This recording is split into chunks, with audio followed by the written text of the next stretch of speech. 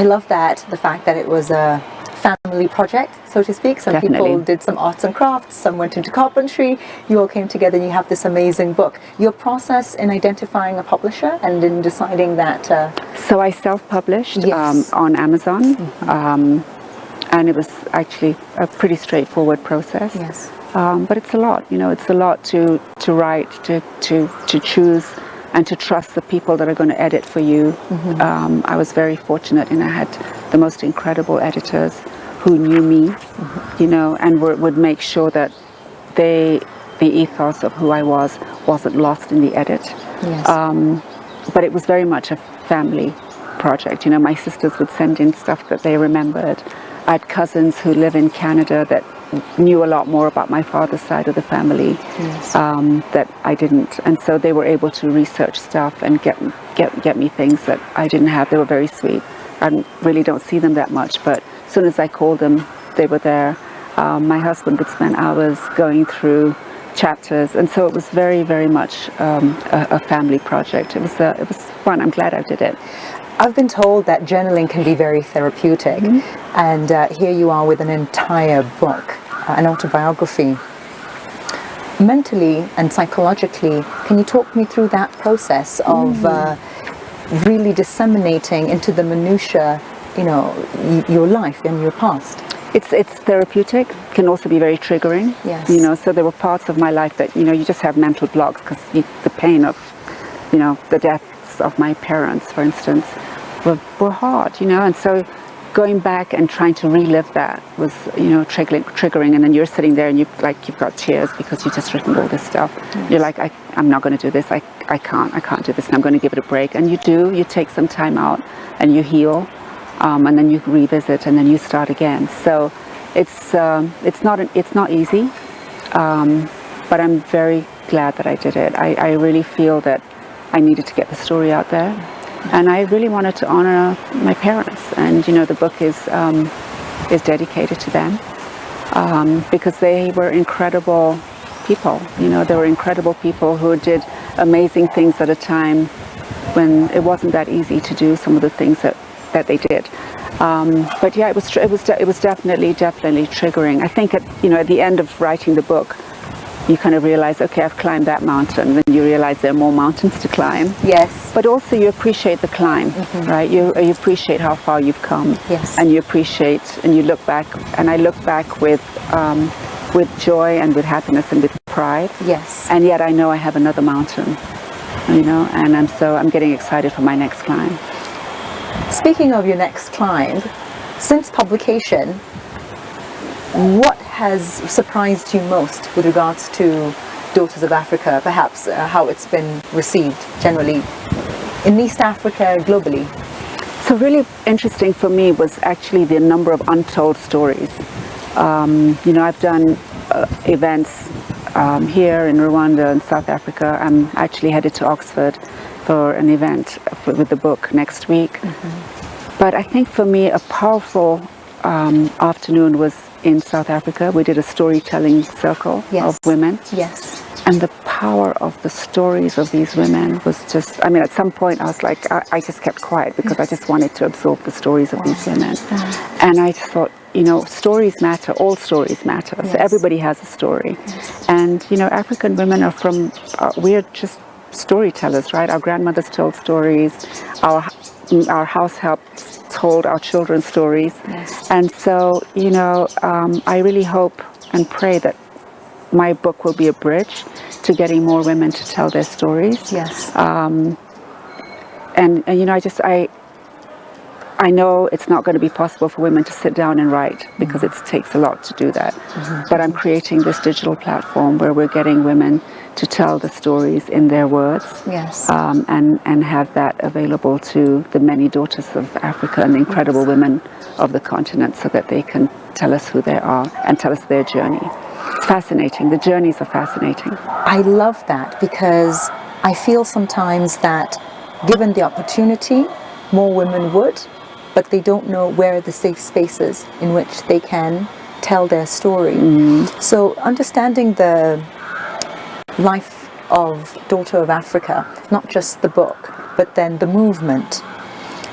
with the platform. Can you tell us a little bit more about that and your thinking behind going into that direction? Yeah, so we've just finished the pilot. We've done 10 incredible stories, 10 incredible women, each with a very different story, but each with wisdom that they're imparting for the next generation on potential. You know, you look at some of the stories and you're like, wow, can't believe you did that. Yes.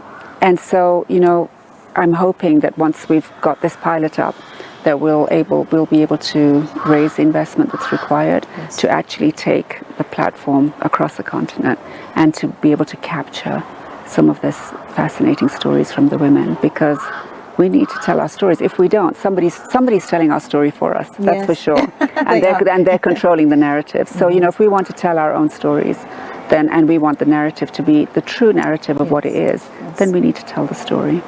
I was so surprised that through your autobiography, there are things about Kenya, there are things about East Africa that I learned. So it is a phenomenal, also historical record. Yes.